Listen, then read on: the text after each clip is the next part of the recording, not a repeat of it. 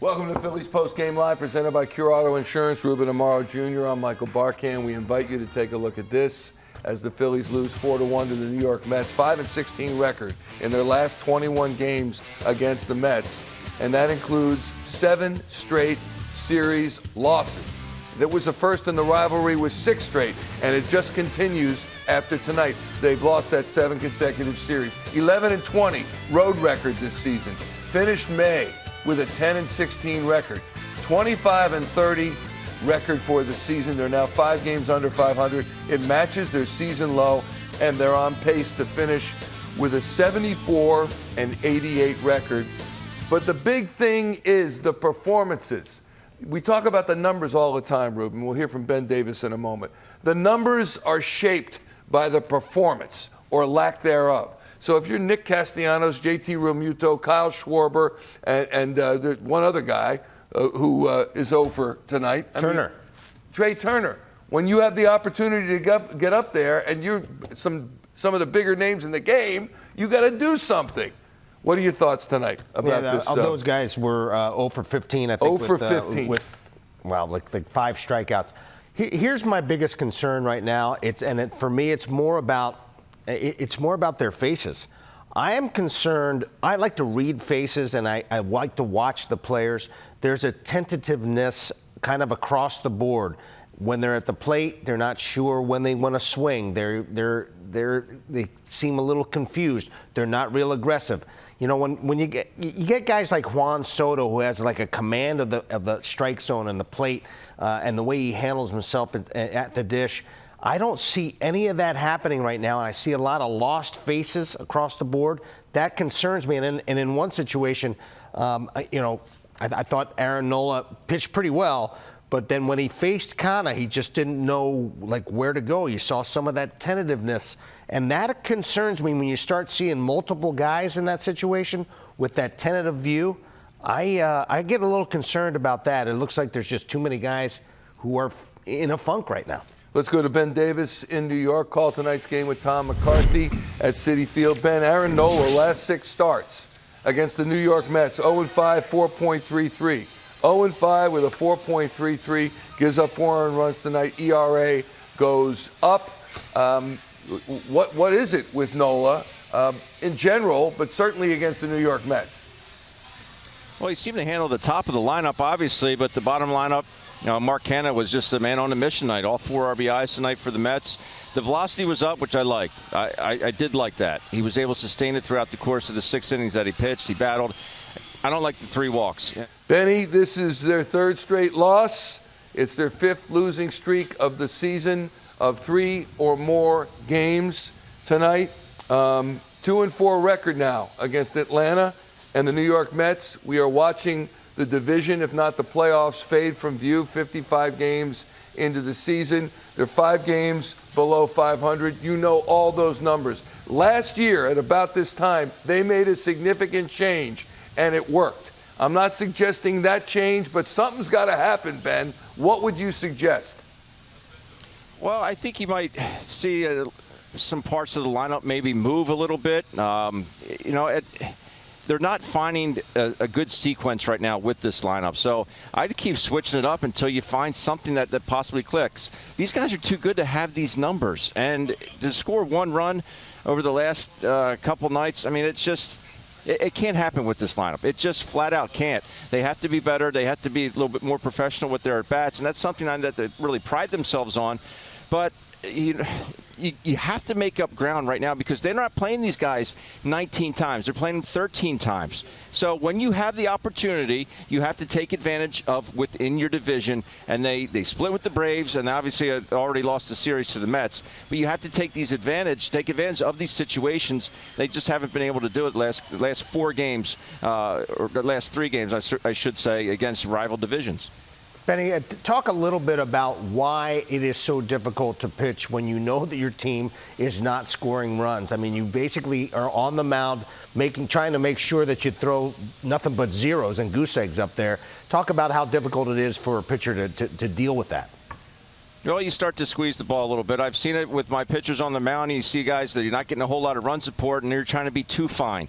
And you're trying to make that perfect breaking ball. When you try to make that perfect breaking ball, that's when you hang it. That's when it goes out of the yard. And I think that is, it's not, if Aaron was able to get it, that's another thing I'd like to see this team do, is get out to an early lead. Give some of these starting pitching some breathing room, because they're not doing right now. It seems like there's so much pressure on each and every pitch that they're making in these ball games, and you can't live like that.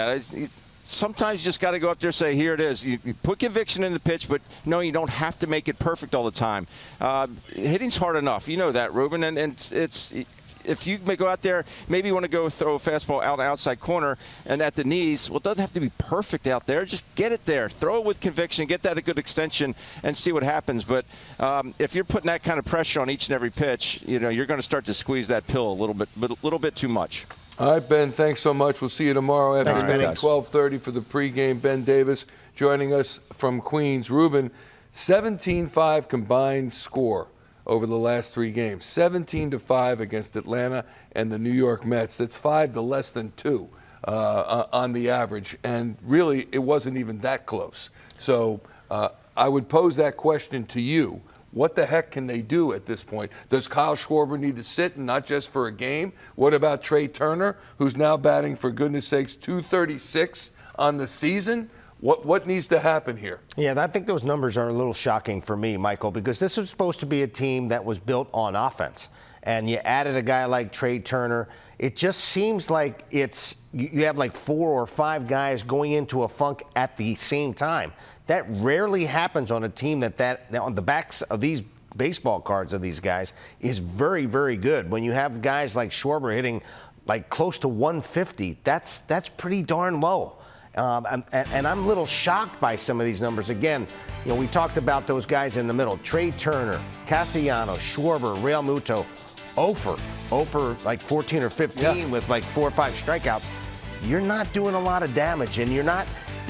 When you're having to rely on the Cody Clemenses and the Edmundo Sosas and the Brandon Marshes of the world, that's not going to get it done. The guys, the big boys, are going to have to start to step up and do what they need to do to help this team win. It's a team that's built on offense. The offense has got to get it going. Yeah. You know what bothers me is what you just said at the top of the program to Ben about how you read faces. And I think about the nickname of this team, the Fightin' Phillies. And I'm not saying they've quit, but I'm not seeing the fight. And we watched JT Realmuto in his last at bat, and some of the other guys who came up in the 9th and the 8th inning. I'm waiting for the fight. I don't see that. So, you've scored 7 runs in your last 4 games. Mm-hmm. How do you really prevent this from spiraling out of control here? I'm not sure. I mean, it's really, it's a different guy hitting every night. So it's not the entire lineup. It's not a group of guys hitting. So,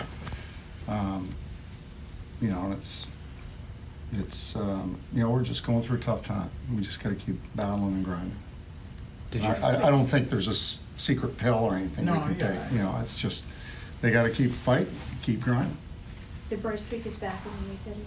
No, he just kind of, he's fine. He's gonna DH tomorrow. He just kind of got I don't know what you call it, a stinger or something, but he's fine. Did you feel like you guys kind of left Carrasco off the hook? Did he have especially good stuff tonight? What did you make of the at-bats against him? I thought our at-bats were better tonight, actually. We hit some balls hard, but Harp had good at-bats. Stott had pretty good at-bats. Sosa hit the ball hard twice. So I thought the at-bats were better. How about Nola tonight? He got the walks hurt him. The Canna home run, just kind of a hanging cutter that was right over the middle of the plate, and that seems to be happening for him lately. Is that when he does make a mistake, people take advantage of it. So, any other night you throw that same pitch, guy fouls it back or takes it or whatever. But they're not missing his mistakes right now. Have you noticed? He has succeeded in the past by pitching more at the knees, and it seems like a lot of his, especially the fastballs and the cutters, seem to be elevated. Yeah, a little more. bit. Yeah. Is that by design, or is No, that... I don't think so. Okay. I think he's still trying to pitch down. There's times when he wants to go up above the barrel, but I'm not sure if that was the time. I think he just missed over the plate more than anything. Yeah, but velocity was up again. I thought the stuff was good. He just, he walked 3 guys and 2 of them scored, I believe. Do you have any more information on Bo? I do not. I'll have more tomorrow. Okay. But he was not available tonight. He was not available. Okay. General, why do you think Nola's struggling to stay in the strike zone this year? I don't know, to tell you the truth. I don't know. What do you make of JT's at bats the last few weeks? Seems like he's kind of going. Yeah, he's, for a ride. timing's off. He'll get it back. He'll be off tomorrow. But he'll get it back, and we'll give him a little breather tomorrow. He's been working a lot, grinding a lot. So How much do you think the struggles are wearing on these guys right now? Because I think they're frustrated, sure, because they want to win. They care a lot, just like all of us, And like I've said many times, sometimes you try a little bit too hard when things are happening. Guys try to put the entire team on their shoulders, and they just got to relax and pass the baton. Rob Thompson, and right off the bat, Matt Gelb asked him, how do you keep this from spiraling out of control? And he says, I'm not sure. And that's scary. He's the manager of the team. He's trying to pull it together for the team. He says, quote, it's a different guy hitting every night. It's not the entire lineup. We're just going through a tough time. They got to keep fighting, keep grinding. But by your face reading measure, they're not fighting, or they're trying to find the answer at the very least, and they cannot find it, Ruben. I think it's more that they don't have the answer right now. It just looks like they're a little lost. And when you get into a funk, I've been there. I know what it feels like when you're thinking the guy's going to throw a fastball and he throws a curveball and vice versa, and you're just in between. And when you have that many guys in between, it makes it very tough, especially for guys who are getting very handsomely paid to do this job and to do it well. And when you have a bunch of guys doing it at the same time, and it can snowball a little bit. Rob Thompson is not swinging the bats for these guys. It's not his job to do that. The hitting coach, Kevin Long, he does not swing the bat for these guys. They are veteran guys. They have to pull themselves out of it, and they have to figure out what they need to do to have success, and that's when they're going to start swinging the bats better. All right, how about Nola? Rob Thompson asked about Aaron Nola. He said the walks hurt him. Cutter was in the middle of the plate. It's been happening for him lately that when he makes a mistake, people take advantage of it. They're not missing his mistakes now. Yeah, and again, for me, it's part of it is the sharpness of his stuff. And we've talked about it a lot. When he stays on top of the ball and works down in the zone consistently, you can see the movement down. You can see a lot more break to his breaking ball and to his cutter. But sometimes I see him underneath the baseball, and his mechanics his arm is lagging just a little bit, and that's all it takes for big league hitters. You miss your spot by little means a lot, and they're driving, getting big base hits when he's leaving guys out on the base pass. Aaron Nola earned runs month of May, 4-2, 4-2, 5 his last start, and back to 4 again tonight. That's his month of May for earned runs